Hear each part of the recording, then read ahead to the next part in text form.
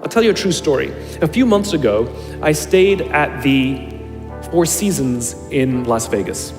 It is a wonderful hotel. And the reason it's a wonderful hotel is not because of the fancy beds. Any hotel can go and buy a fancy bed. The reason it's a wonderful hotel is because of the people who work there. If you walk past somebody at the Four Seasons and they say hello to you, you get the feeling that they actually wanted to say hello to you. It's not that somebody told them that you have to say hello to all the customers, say hello to all the guests, right? You actually feel that they care. Now, in their lobby, they have a coffee stand. And one afternoon, I went to buy a cup of coffee, and there was a barista by the name of Noah who was serving me. Noah was fantastic. He was friendly and fun, and he was engaging with me, and I had so much fun buying a cup of coffee, I actually think I gave 100% tip, right? He was wonderful. So as is my nature, I asked Noah, do you like your job? And without skipping a beat, Noah says, I love my job. And so I followed up. I said, what is it that the Four Seasons is doing that would make you say to me, I love my job? And without skipping a beat, Noah said, throughout the day, managers will walk past me and ask me how I'm doing, if there's anything that I need to do my job better. He said, not just my manager, any manager. And then he said something magical. He says, I also work at Caesar's Palace. And at Caesar's Palace, the managers are trying to make sure we're doing everything right. They catch us when we do things wrong. He says, when I go to work there, I like to keep my head under the radar and just get through the day so I can get my paycheck. He says, here at the Four Seasons, I feel I can be myself. So we in leadership are always criticizing the people. We're always saying, we've got to get the right people on the bus. I've got to fill my team. I've got to get the right people. But the reality is, it's not the people. It's the leadership. If we create the right environment, we will get people like Noah at the Four Seasons. If we create the wrong environment, we will get people like Noah at Caesar's Palace. Number 5, my favorite one of all, true story. There was a former Undersecretary of Defense who was invited to give a speech at a large conference, about 1,000 people. And he was standing on the stage with his cup of coffee in a styrofoam cup.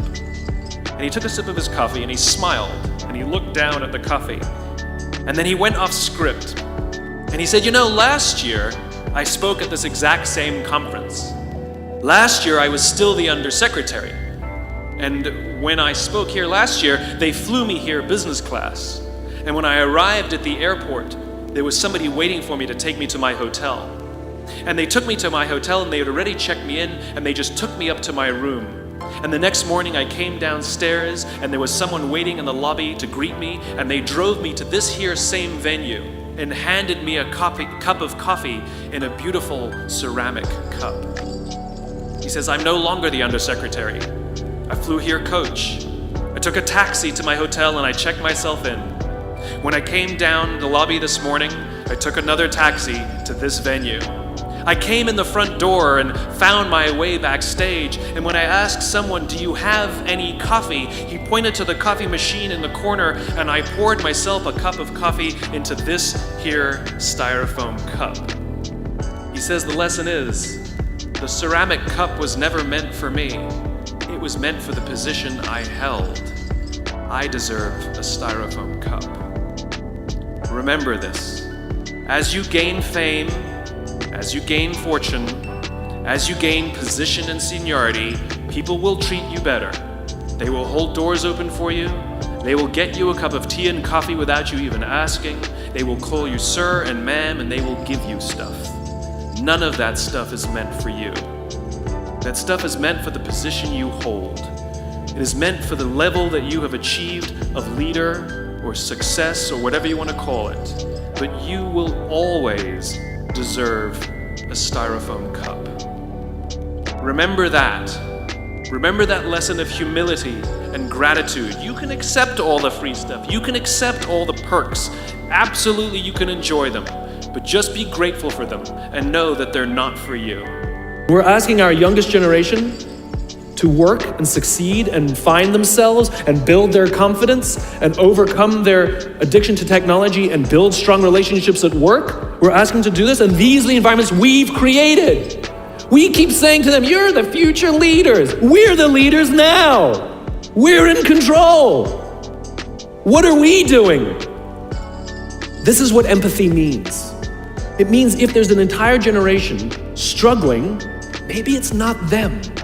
It's like, the only thing that the common factor in all my failed relationships? Me.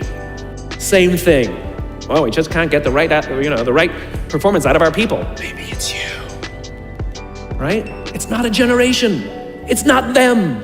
They're not difficult or hard to understand. They're human beings like the rest of us, trying to find their way, trying to work in a place where they feel that someone cares about them as a human being. By the way, that's what we all want.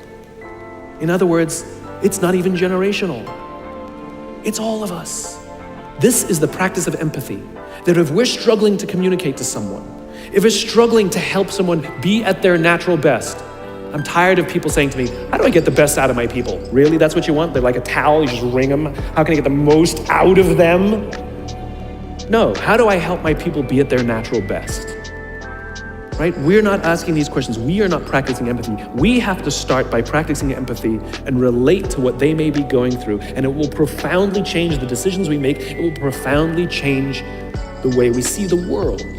We're growing up in a Facebook, Instagram world. In other words, we're good at putting filters on things. We're good at showing people that life is amazing even though I'm depressed, right? And so everybody sounds tough and everybody sounds like they got it all figured out. And the reality is there's very little toughness and most people don't have it figured out. And so when the more senior people say, well, what should we do? They sound like, this is what you gotta do. And they have no clue. So you have an entire generation growing up with lower self-esteem than previous generations, right?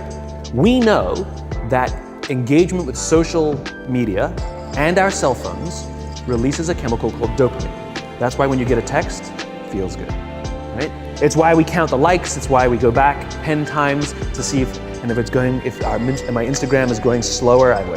Did I do something wrong? Did they not like me anymore, right?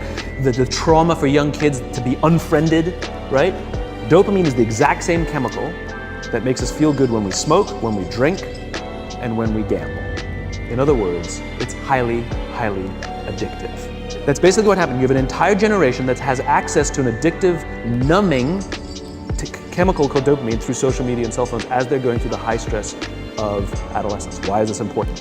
What's happening is because we're allowing unfettered access to these dopamine-producing devices and media, basically it's becoming hardwired, and what we're seeing is as they grow older, too many kids don't know how to form deep, meaningful relationships.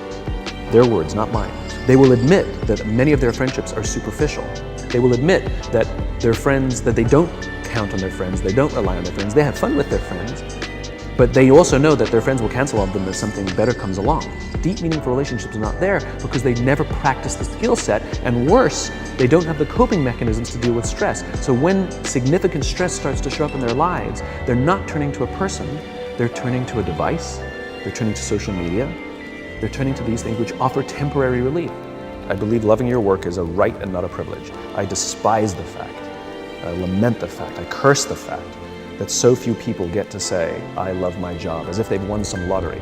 You go out with your friends and somebody says, I love my job, and everybody goes, oh my God, you're so lucky, right? That to me is madness. Everybody, the vast majority, should get to wake up and say, I love my job. It is a right, it is a God-given right that we should love where we work. And we should demand it. We should demand that our leaders provide an environment in which we want to come, where we want to care about each other, where we feel safe to express our vulnerabilities and our fears and our concerns, that we're open to correction and discipline and feedback, that we're not defensive because we know that it's being given to help us improve and grow, and we want to improve and grow. And in turn, we will help others improve and grow. Because when we feel safe, when we feel that our leaders care more about us than a number.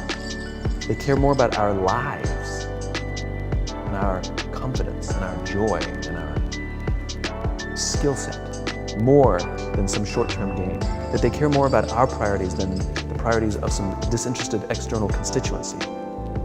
Then we will respond in kind, and we will offer our blood and our sweat and our tears, and we will make sacrifices of all kinds to see that our leader's vision is advanced and that this company continues to thrive, not for them, for ourselves. It becomes deeply personal. It becomes something we love contributing to. I talk about it all the time. Working hard for something we don't care about is called stress. Working hard for something we love is called